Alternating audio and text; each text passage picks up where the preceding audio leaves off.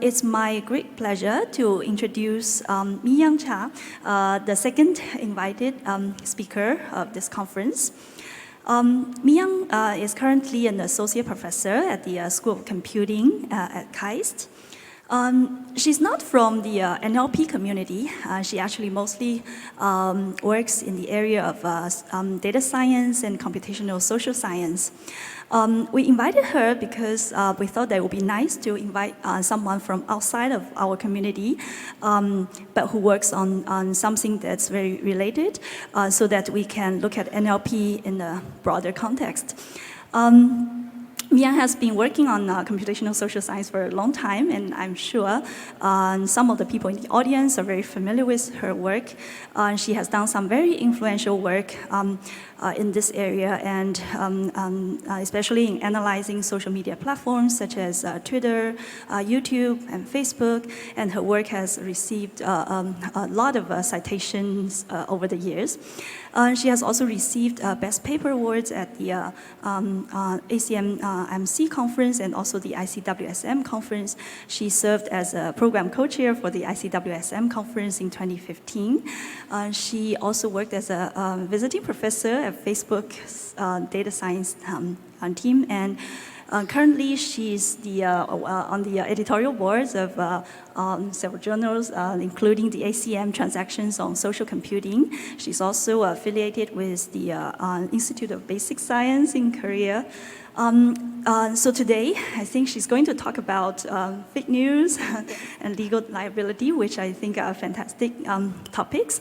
I think some of the audience in our community, some of the people in our community are also working on very related topics. So without further ado, let's welcome Mi-Young Cha. Thank you. Okay, so well, thank you for inviting me to be a part of this amazing conference. I'm a computer scientist, but on a daily basis, I work with many interdisciplinary researchers from sociology, psychiatry, economy, and marketing, communication, nursing. So NLP is one of the tools that are really essential for research that we do, and our goal is to build computational models that would solve complex social science problems. So we are living in a world of abundance of data. Any kinds of data that we might think of, our mobility, our thoughts, our connections, they're all logged somewhere.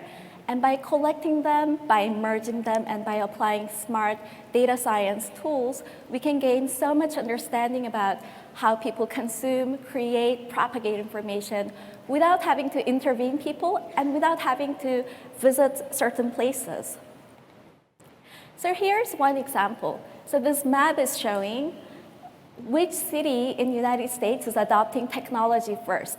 And here the technology is Twitter adoption. So when there are enough number of people adopting Twitter on a given city, the city color will change from blue to red. So these are called the critical masses. For a long time in sociology and in many statistical physics community, we had some theories. The theory was that information would flow from the highest degree users who are more affluent and who are well-connected living in the cities, and then it would flow to less connected individuals. But when we look at information diffusion patterns like these, we are able to see that first it starts from very tech-savvy places, as you might imagine from Boston and California areas. But the next set of cities that information propagates are not necessarily the largest cities.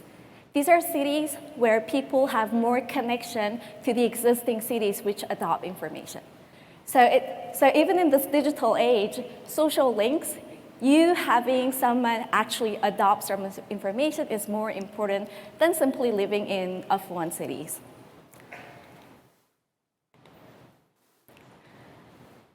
So can you recognize which place this is? Manhattan, yes. So this picture is showing how people are running, jogging in the Manhattan area. And it's based on the GPS-tracked fitness apps. And this research was done by Aral and Nicolaitis, and it was published in Nature 2017. And the figure on the left is showing a sunny day jogging pattern. On the right is showing a rainy day jogging pattern on both random Saturday. So these researchers, besides producing these beautiful visualization, which is showing the whole map of the Manhattan area with the Central Park, you can recognize it, is that the researchers associated the running pattern of users and the social network of the users on this fitness app. So let's assume that you have two kinds of friends. One friend, type A, is an avid runner who runs every single day. And then you have another friend who is running maybe once a week, once every 2 weeks. What is your chance of running more frequently in the next 3 months or in the next year? The answer is, according to the research, it's B. And it also helps if the runner friend is of the same gender to you. So these are, I think, this kind of study is a great example of computational social science, where we utilize data, we utilize multiple heterogeneous data sources, apply the top research methodology, and we want to solve very important problems like how do we motivate healthy behaviors to spread? So it has policy implications. It could cut down a large amount of tax money spent on diseases. Okay, the next example done by Lars Beckstrom and John Kleinberg, it's looking at a Facebook social graph. So on Facebook, you can declare you are in relationship with somebody, you're in friendship relationship, acquaintance relationship, or you are in a romantic relationship with someone. You're married with someone, engaged with someone.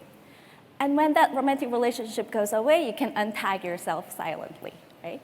So researchers looked at how the evolution of these graphs, the patterns of this evolution to predict which couples will stay on a romantic relationship for a longer time than the others. And one easy guess might be, should we have more common friends between the two egos? So yes, common friends is important, but these researchers found it's more than just the raw number of common friends. It's the connection between these common friends, which they explain as the dispersion of the network, which is more important than the raw number of friends. So I want to show you another flavor of computational social science. So I wanted to expose you to different kinds of social science research that are done. And in this work, it's looking at daytime satellite images. And the question is, can we predict economic activities of very poor, underdeveloped regions where we don't even have good ground truth data? For certain countries, the GDP and the population counts are only produced once every decade. For example, for North Korea, the last statistics that we know are from 2008, which is more than a decade ago, and even before the regime change. So the researchers combined CNN and transfer learning, and when they apply to a given satellite image, they're able to detect which part of the satellite images are more likely associated with urban features, which is on the very left one, and then the rural features, water, and roads.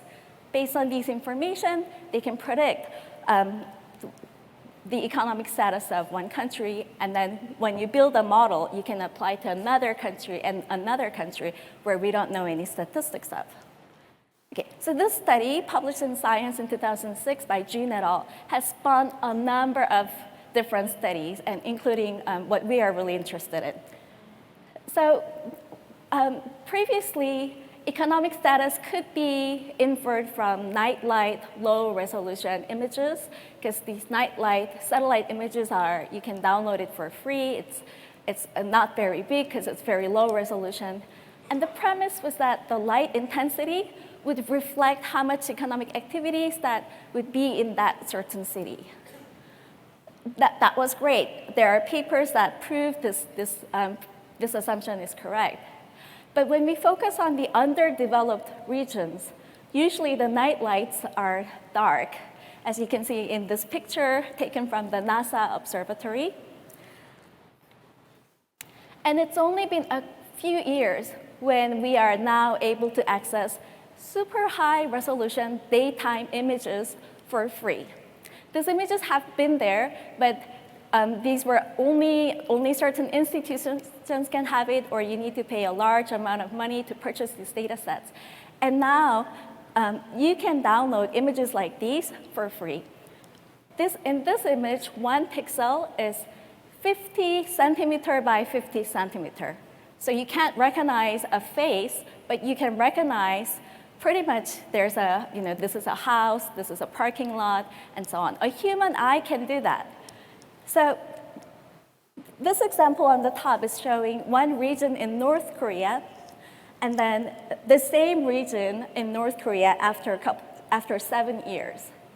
You could see when there's a train station renovation, there's new buildings that are built, and a human eye can easily spot that. So how do we teach machines to read these signals? And computer vision, there are new techniques that we can apply them. All these codes are in research. We share the codes through GitHub. You can download them and apply them, merge them, and then you are able to gain understanding of economic status from daytime images. Now let's assume we have another data set, for example, height above the sea level of every single data point, which is, again, becoming available. Once we combine the existing daytime images with the height information, we can even track the shape of the buildings, and then this would even revolutionize our understanding of what is an urban structure. So I hope that I gave you good examples of computational social science from different fields, and that having lots of data, different kinds of data, and applying methodologies could bring really huge innovations in various fields. Okay, so now I want to talk a little bit about what kind of NLP impact I find as could be having really, really huge impact in computational social science. And one of the questions that a lot of people have been asking is, can AI generate original expressions? And not just original expressions, but expressions that are persuasive, like we saw in the IBM debater yesterday. I felt like I was in the future. But what about original expressions that are so beautiful, that are worthy of copyright or certain award? And these are all, I think, are becoming possible thanks to all of these new models, Transformer, Elmo, BERT, and many other Sesame Street characters that I wish to see in the future from this community. And I heard that while preparing for this presentation, my students brought my attention to this particular data set, Squad 2.0. I thought it was hugely interesting. So in this data set, there are 50,000 unanswerable questions that are adversarially added by the crowdsourcing workers. And so you're not given a sentence, given a paragraph. Crowd workers would come up with questions that you cannot simply answer from that paragraph. And then would computers try to guess, or would simply recognize that it is not answerable? And the human performance is 86.83, F1 is 89, and you could see AI has already beaten the human performance, as like in many other cases. And here's a story that says, a novel written by Japanese AI program passed the first round of screening for a national literary prize.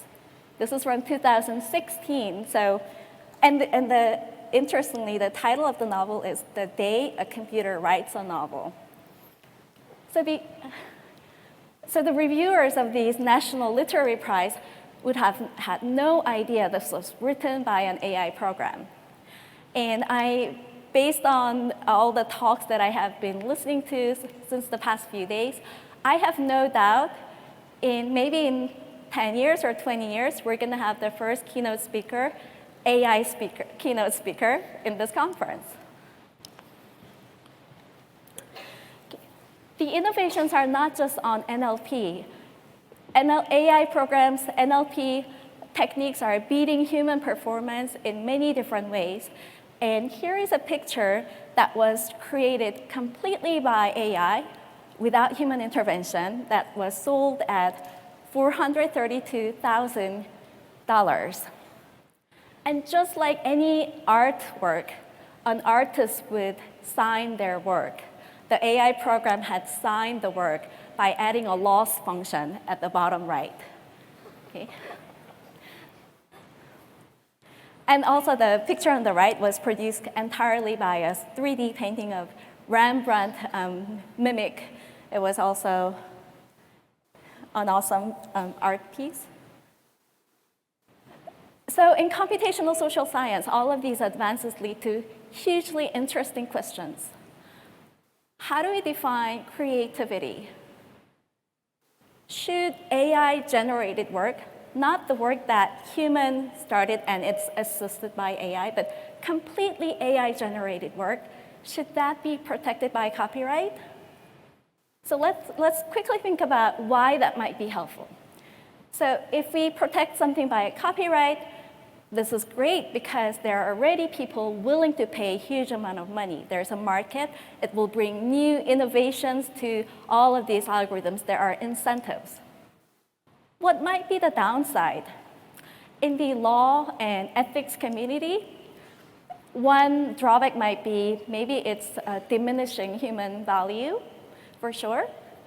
But there's a really interesting concern that these AI programs take much fewer effort than humans to create the same kind of artwork.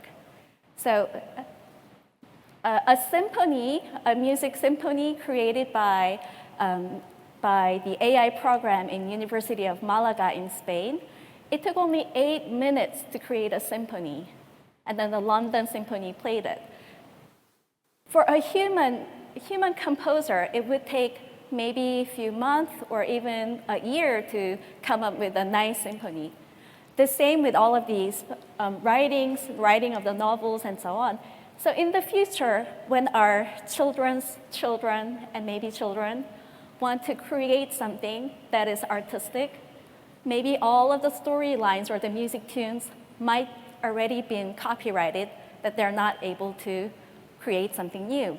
So this is the concern that the law community is posing, and so far none of the country has allowed AI programs to obtain copyright. But there's a discussion in Japan especially. Next year or in the coming few years, they're going to start considering the first copyright for AI rights. So it's a very interesting venue. Okay, so now in the remainder of the talk, I would like to share a little bit about my research on fake news and on the AI rights. So when I talk about fake news, I think this community is actually leading fake news research. I learned that yesterday there's going to be a propaganda-related demonstration tomorrow, and then by QCRI group, Giovanni's group. And then also, UW has done some interesting work on the propaganda detection as well. And there are many papers that I would like to learn more about from the NLP community. But I want to give you my perspective of how fake news detection has been done. So here are 2 examples of fake news. So the little squared color blocks on the toothpaste, supposedly showing you organic versus chemical components. It's a fake news. And on the right, you see Hurricane Harvey. There's a shark in the highway. And this is a Photoshop image, and it was retweeted 87,000 times. And a Fox News reporter mistakenly thought this was true and said it in a national broadcast television. And follow-up, there were many people who tried to say, okay, this shark news is fake. But guess how many people retweeted that message? Not so many. So certain fake news are really hard to, it's easily spreading, and it's really hard to fix. this toothpaste I added because it has actually affected my own family. We've been believing this for a couple of years, and I learned it this month, actually. It's from North Macedonia. I talked to the friend of a friend who created this message. And I shared this news to my family because we all have been using the black toothpaste for cleaning our silverware. And even after I tried to fix it, my mother would still refuse to believe. So I think we are all affected, small and large, by different kinds of fake news. Why does fake news spread? And how can individuals tell? As an individual user, you just have a small screen where you just see one piece of information, which looks very interesting. It looks novel. It's not like any information that you saw before. It's worth sharing. So individuals have little chance to determine if something is fake or not. Even when I'm studying fake news, it's really hard for me. But what if we look at the collective network that's spreading on Twitter, Facebook, different mediums? Would these network, the shape of the spread, leave different traces? That was our hypothesis we had in 2013, and we started looking into this issue. So to do this study, we need to have not a sample, but you need to have a complete trace of a network. Because if you only have partial samples, you would be missing the important critical links that are connecting the network. So in our lab, luckily we had a complete trace of the Twitter network. This network was gathered between 2006 and 2009. It contains nearly complete trace of all the public tweets. And we have 54 million users, nearly 2 billion links and 2 billion tweets, and we share the topology here. We also, I'm open to collaboration if you want to do any NLP task on this data. It's complete, but it's old, so it has merits and drawbacks. Okay, so we have the complete data. Now we need is rumors and non-rumors. For rumors, we can look into rumor fact-checking sites like Snopes or PolitiFact. And for non-rumors, we can simply look at popular news that spread that particular year. So I'm going to show you 3 patterns of rumors and non-rumors that we found in our research. And here are some example rumors. So Nicole Kidman, Lady Gaga had a sex change. These are rumors because we don't know. And Emma Watson died. Emma Watson, so interesting. Emma Watson dies every year on Twitter and many platforms, and so as many celebrities. Barack Obama is Muslim. We found Bigfoot, and this Bigfoot news was also it spread widely because a BBC reporter had put it up on the BBC website. So when traditional media picks it up, it just spreads much more. And the last example is Apple will launch a square-shaped iPhone, which we never saw. And if you're interested, you can download all of these tweets, the relevant tweets of the rumors and non-rumors from our +1 paper. If you go to this paper website, and then on the supplementary information, you can simply download it. Okay, the pattern number 1 is a temporal pattern. So regular news has 24 cycles. So once it's up, the next day it loses value very quickly. So you're going to see a huge peak on the first day, and then it goes away. It's typical of what we expect. The rumors, on the other hand, would have a spiky pattern because there's maybe some agenda, or it's finding new audiences, eyeballs that would still find it really interesting and fresh. So the temporal pattern was prominently different. And how do we model this? So there had been a model called Spike-M model, which models from the CMU, from CMU group, and it shows you this spiky pattern of a single spike. So it's modeling information propagation. And then we extend this model to have multiple spikes over a certain periodicity. So we generalize this model mathematically, and then all the features of this model become the features for training. Okay, pattern number 2 is structural.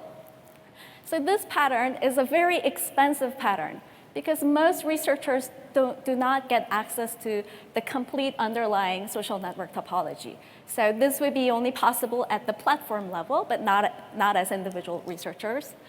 But when we look at it, the figure on the right is showing how a single non-rumor is propagating. Nodes are the users. Links are when there's a mention or retweets. Figure on the left is propagation of a single rumor.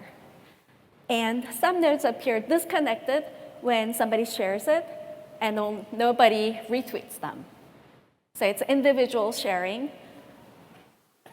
So we believe we see lots of disconnected, fragmented subgroups because rumors are interesting, but once you retweet them or mention them, you're losing your sort of like credibility. So people are less willing to share. So a lot of different reasons might come into place, but we do see structurally different patterns in the propagation network. But again, this feature is really expensive, and you need to have enough time to observe this pattern. So you won't be able to do this at the early detection. The last one, which you're more familiar with, are the linguistic patterns. We use Luke features, and then we find certain words like tentative expressions. I heard it from somewhere. So-and-so says it, but that so-and-so is my brother, or I heard it on the radio, or it's not an exact source. And then we also see lots of negation. I know this is rumor, it should be false, but here it's so funny, listen to this. So people negate or show weak signs, add disclaimers, in case the information turns out to be false and they don't want to be blamed for it. So there are particular linguistic patterns, and when we combine all of these, we can predict the rumors really well. And some research group at Stanford had compared how good algorithms are in detecting rumors as opposed to humans. So let's assume we have 50 rumors, 50 true news, and we mix it and give it to people. And if we pick it at random, we're going to have 50% accuracy. And these people had given to humans, what do you think are the percentages of average internet users in detecting rumors from true news? Okay. Usually some people say like 30% or lower than 50, but it's 66%. It's better than random, but little marginally better than random. And as we know, in many AI tasks, it's beating average human performance. The more data that you have, you're able to detect it more with higher accuracy. But if you want to do it at a very early stage, of course, you're going to lose some accuracy in there, right? But how do we interpret this? Then should algorithms simply decide which is rumor and which is not, and then tell us what to do? I don't think that should be the answer. It would be scary if some algorithm decides what to do for us. But instead, there are just so many information that are produced and shared online every single day in different languages that the algorithm can just prune them and then send the small set of likely rumors to fact checkers. So it could be used as a first sort of pruning step. Okay, so the previous research was assuming when you have the complete trace after the rumor propagation, then you see these beautiful patterns of propagation. But what if you want to detect rumors on the first 1 month or the first 1 week or even for the first 100 tweets? What would be your performance? So we compare the importance of the features over a cumulative period of time from the beginning, and what we find is linguistic patterns are consistently working well compared to other features. Of course, when you have all the features throughout the whole time, combining all of them would work best, but linguistic feature was very important. And then the prominent linguistic features keep changing. At first, these kind of features come out.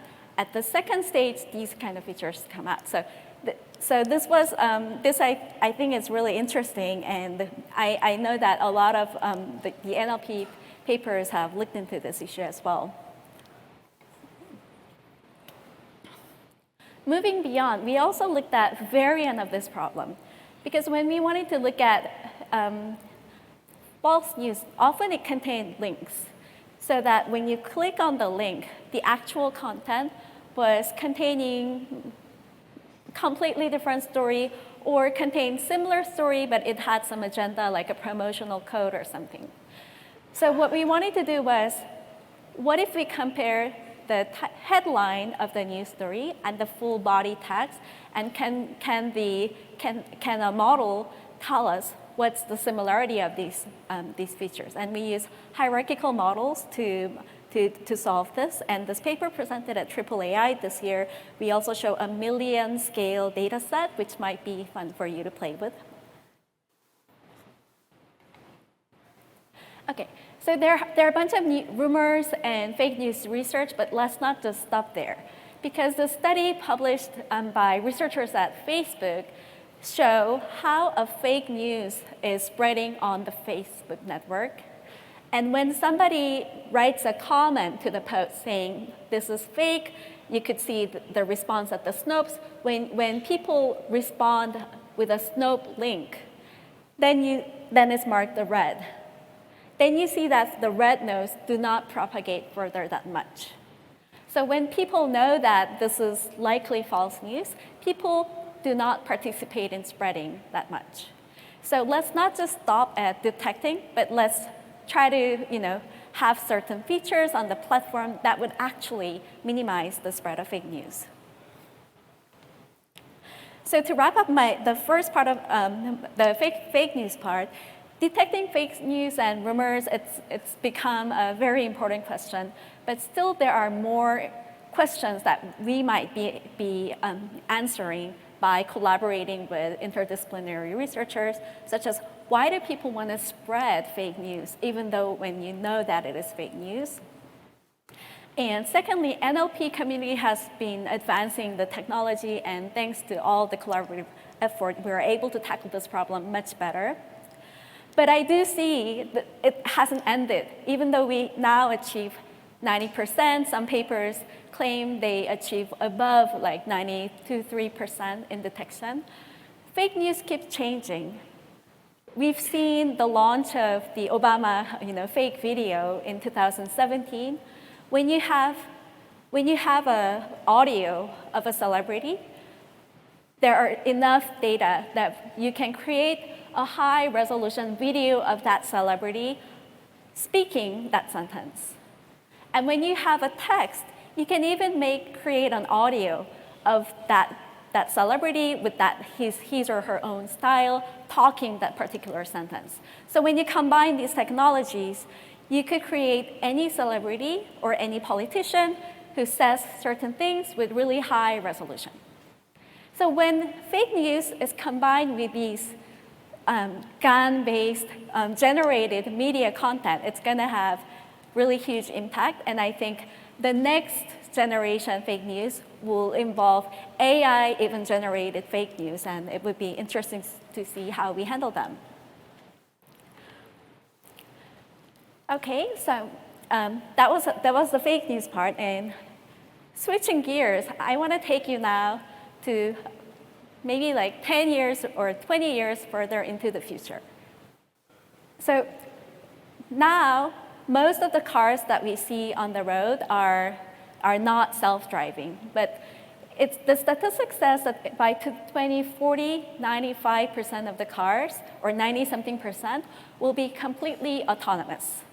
So what does completely autonomous car means? It means that the human intervention to the car, you trying to control the car, will increase the chance of an accident. So the car should be just roaming by itself without any human touching. So we will have a shared car pretty much, and we won't even need a driver's license. Upon borrowing that shared car, you would sign up for a certain temporary insurance for that ride, and so on. So these are what we think about what the future will be like. And we were interested in knowing then how would these autonomous systems interact with human. And we, as just a fun project, we went into elementary schools, we went into talk to kids and middle school children, and we asked them, can you imagine this is the future when you have a robot that's so smart that can talk and think independently, and what would you like to do with the robot? Second grade, 7-year-olds would draw. They want to play with the robots, and their drawings are characteristic. The size of the robots are very similar to them, and they're positioned very close to the robot. They're doing something together. They're playing soccer, jump rope, and they're playing video games together, and this one on the left is drawn by my daughter. Robot is cooking for her. But now when we ask to middle school kids, age 12, 13, 14, their vision for robot is more task-driven. So the robot is cleaning a house when he or she is playing outside. And one student even draw that robot is doing homework for her while she's reading a comic book. And then you could see a little more distance from the robot and the person, and often robot is drawn a little smaller than the human. So I think our understanding of our interaction or our thinking, perception towards this AI and robot is really important. When these children, 7-year-olds, grow up, and when we see these technologies advancing so fast, and we know for sure at a certain point we're going to have AI and robots more coming into our daily lives, their perception of the future generation's perception of the robot and AI would be very, very different. Unfortunately, there will be a case when the actions of these autonomous AI and robots would clash with our human appetite, right? So one example would be crashes in the self-driving cars. So this paper called the Moral Machine Experiment by the MIT team, it's a fantastic example of what might happen in the future and how algorithms might need to make ethical and moral decisions. So you might have seen this picture. It's coming from the trolley problem. It's supposed to be a train, and the train has only 2 tracks. It's going at such a high speed that there's no option to simply stop it. And you see there are unexpectedly, people standing in both of the lanes. Which lane should you choose? Or should you just keep going on to your existing lane that you were in? So these are very difficult questions to answer. And the MIT group has made a website called the moralmachine.mit.edu, which is still up. You can still go and play. And they show this game. And the question is, which lives do you think should be spared? And again, the option is, unfortunately, there's no option to stop or no option for the car to crash into the walls or anything. You just have to choose between the 2 options. And then the first option would be, if you go straight, you're going to kill more people, and inevitably, all the people will die. Let's just assume for the sake. If you turn the car left, and then only 1 person will die. But is it ethical? Is it moral to make that adjustment? So you could choose between action versus inaction, or you could choose between saving many people versus fewer people. And in the next example, if the car goes straight, the passengers will die. But if the car makes a turn, then the pedestrians will die. And they also have the situation when the pedestrians are crossing the street when it's a red light. If someone's a jaywalker, is it okay then to give less priority? And then they also keep changing the ages of the people, the fitness of the people, so that some people are fit, some people looking poor, some people looking high status.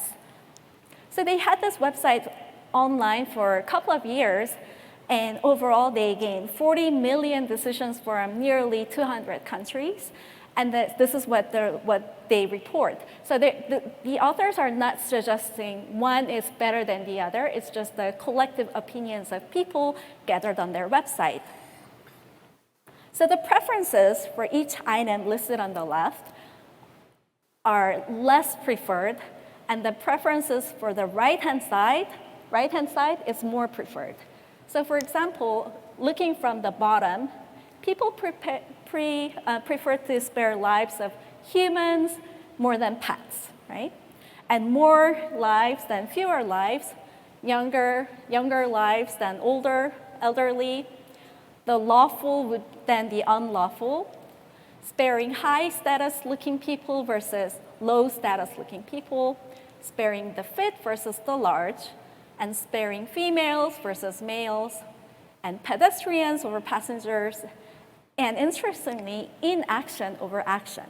So this is such difficult question that rather people would choose a little bit inaction. But the degree is a little bit smaller than the other preferences. So what should we do? These self-driving cars are coming, and I talked with a friend who lives in Irvine, and then she was telling me on every garage on her neighbor except for her, there's Tesla.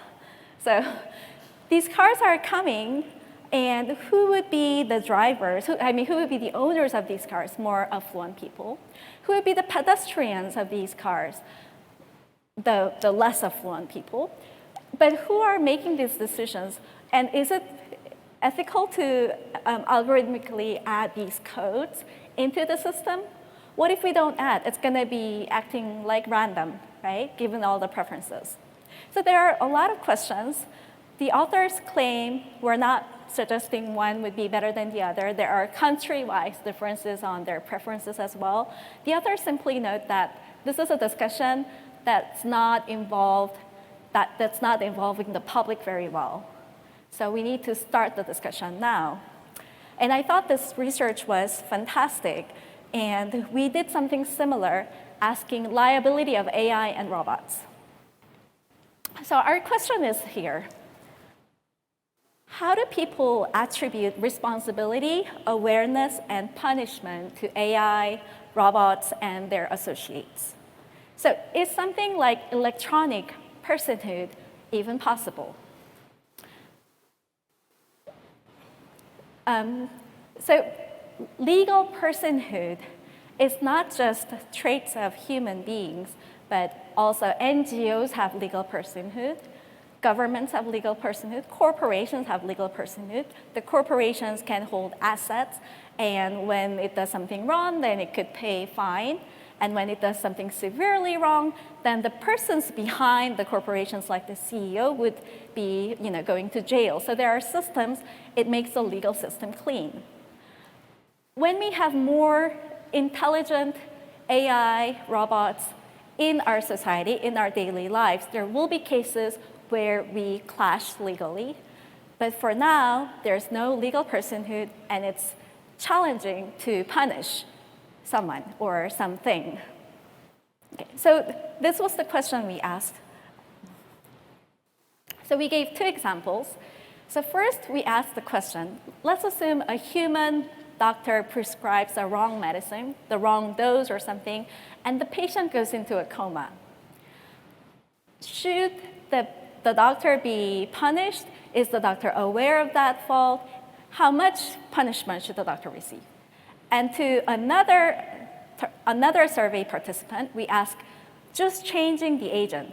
Let's assume in the future, AI doctor prescribes the wrong medicine, and the scenario is the same. It's for this exact same crime, just the agent is different. And the second scenario is a war situation where already AI and drones and robots are really heavily used.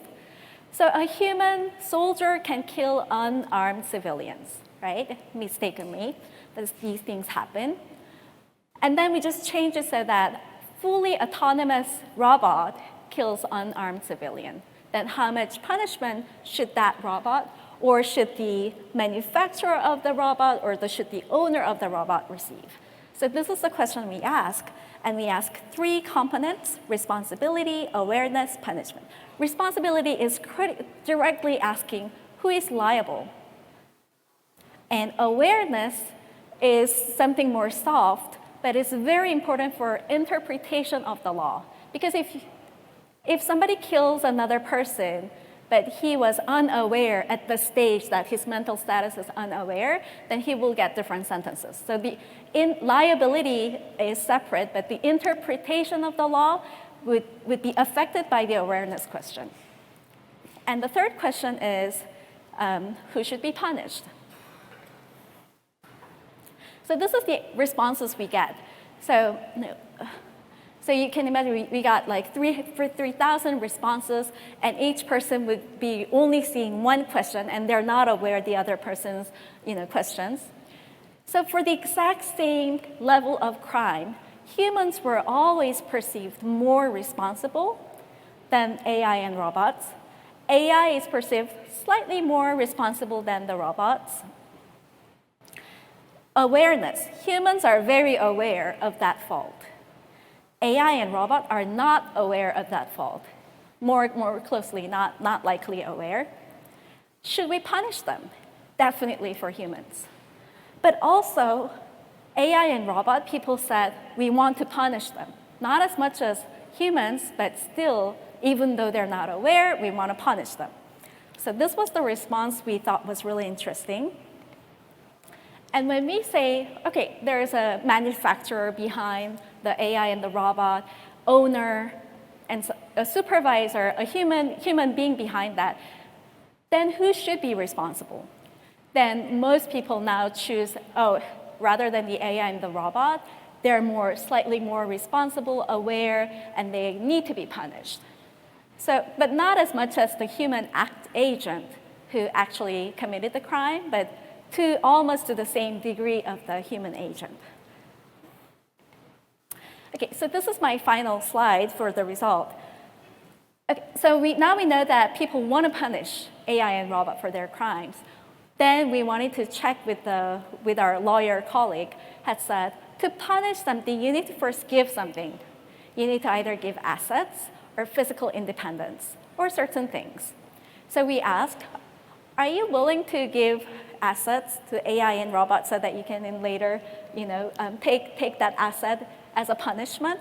Are you willing to give physical independence so that you can later use it as a form of punishment? And people say, no, we don't want to give assets and independence to these AI and robots.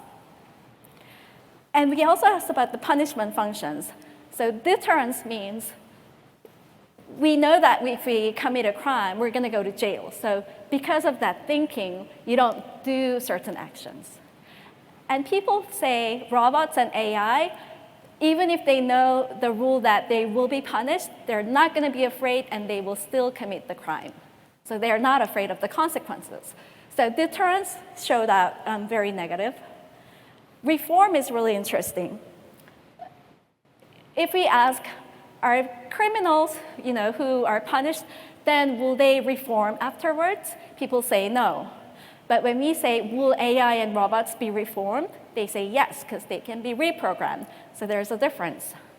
But the very last component, which is retribution, is negative, meaning that even somehow we take away the money or physical independence, or even if, let's assume we somehow punished the agent of robot and AI, we still feel it's not satisfying. But if we do that for the counterpart of human crime, if the person, the criminal goes to jail, we take money or something, then we are satisfied. But for the robot, even if we do the same, we are not satisfied. So there seems like an unfinished, never-ending loop that we do want to punish AI and robots. And even if we do, we will not be satisfied. And even we don't even want to give anything so that we can even make means for the punishment. So this is what our research has found, and we call this the punishment gap. And now that all these autonomous systems are coming, we believe this discussion, so how should these cases be resolved? Should receive more attention. So our project is in part collecting people's opinion and just also informing, making a campaign so that people are aware of these issues.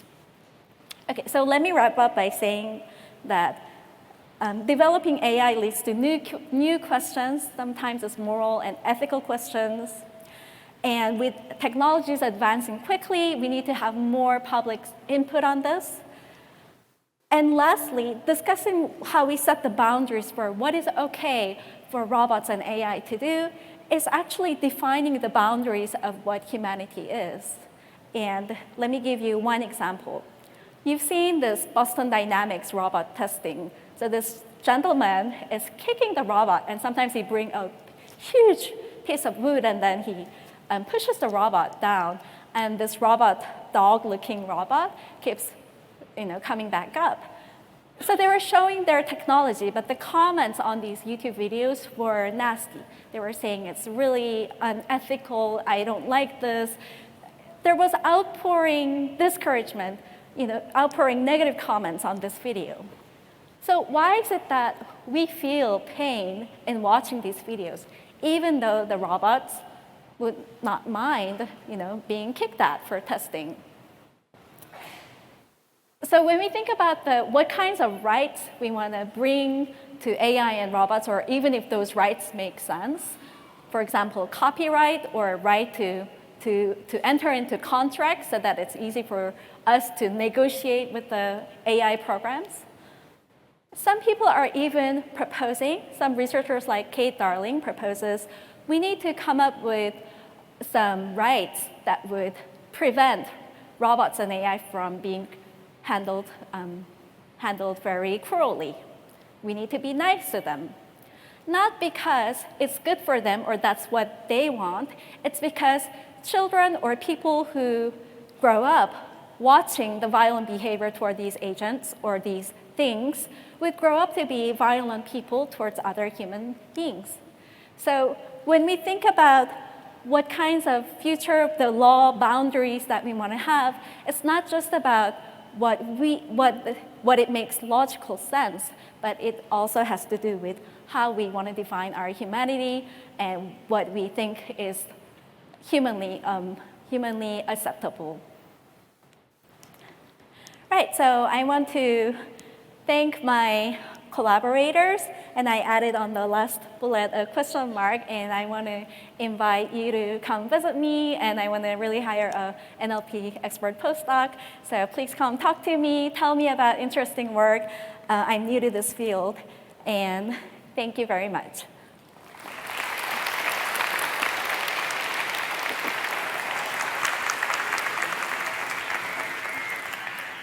I think we still have some time to take questions.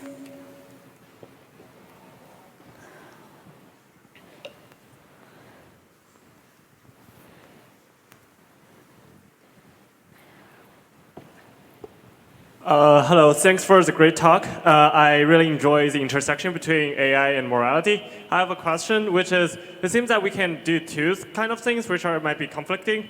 One is we want to humanize AI and say that we want to assert certain value upon them, and we need to accept them as human-like beings. Another way to go is to dehumanize AI and saying that there is actually no intelligence underlying. This is only symbolic, algorithm, and curve fitting.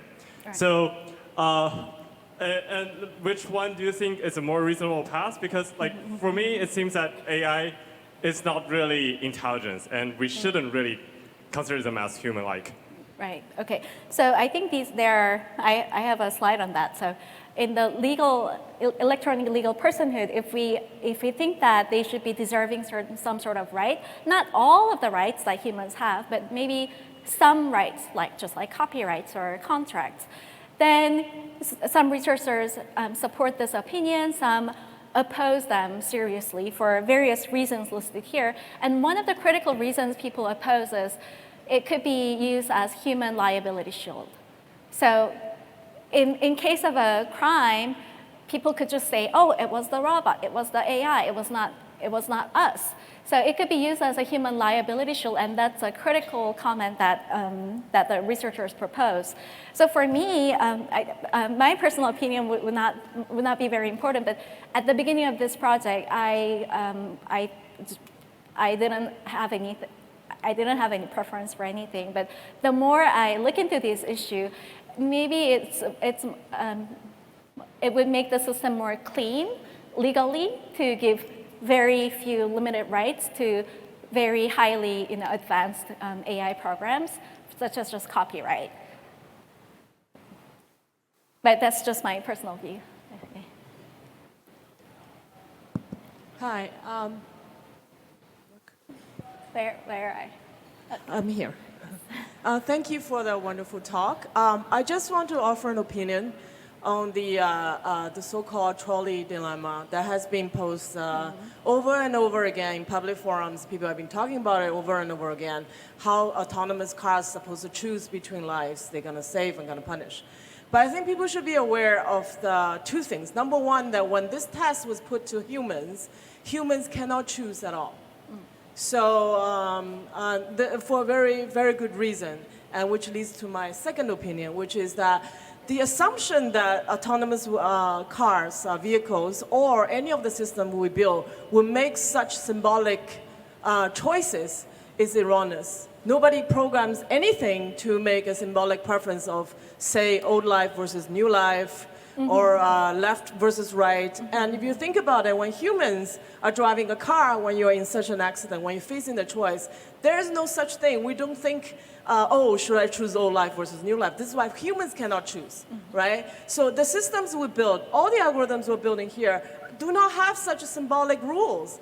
And it is not, it is just barking up the wrong tree to assume that we do or we will. We never will make, well, I should not say never, but in the current trend and approaches, and nobody programs our machines to make such symbolic preferences. So we should stop talking about these moral dilemma in such light. I mean, it is important for us to debate morality and values for our AI systems, but we should really stop talking about it in a symbolic way because it's misleading. It makes people more scared, makes the public more scared, and it is detrimental to because when we want to develop AI for the benefit of humanity, we do need to collaborate with the public. But if the public is misled about what we do, that is not that is a waste of time, to say the least.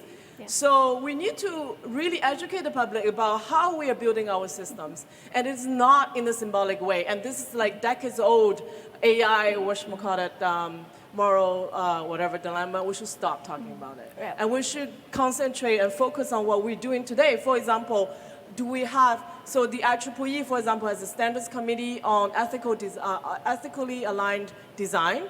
And we should, in the community, talk about how we can do NLP in a way, for example, the fake news, how can we contribute more in that way? And just forget about the symbolic stupidity. Okay, thank you. Yeah. So I think you're completely right. And even I think the purpose of this particular paper was not to come up with algorithms to prefer one over the other. And I think your comment also goes generally to all of the platforms today, such as Facebook and Google, because the algorithms are not so simple that you can definitely say this over the other or one over the other, because it's all the combinations of all the features that goes in, and depending on what are the situations, like the background color and everything, every time it might give slightly different responses. But I want to pose you back like a question that I heard from one of the audience from another talk that I gave. And one gentleman, he's a government official, had said, okay, so he thinks in the future, if this is a truly autonomous, truly smart autonomous car, it's going to act in such a way that it will choose the path that will lead to the least damage to the car. Okay. Not thinking about all the others, because it's the car, if the car is so smart. And what would that mean? I thought that was a very interesting question. And that would mean maybe you prefer passengers over pedestrians, or we don't know the implication. I think this paper, by posing the question in such a way that it's very provoking, and it certainly did a very good job of engaging the public into this discussion. But you're completely right. I think there's a little misleading factor that its algorithms are not like, crystal cut. And another feedback that I heard, another comment that I heard really interesting about this is, if most of the people are going to be, or the people who are going to be the pedestrians are not, do not have enough money to purchase these cars and will only be the pedestrians of these cars, and then why don't we make it more social algorithm such that it just benefits it benefits more pedestrians, and then the person who chooses, there could be different insurance plans that could affect the options. So there were some interesting proposals as well related to this issue. But I think provoking, maybe it's definitely misleading, but I think we are simply lacking the discussion involving the public, and this paper has done a really great job in that.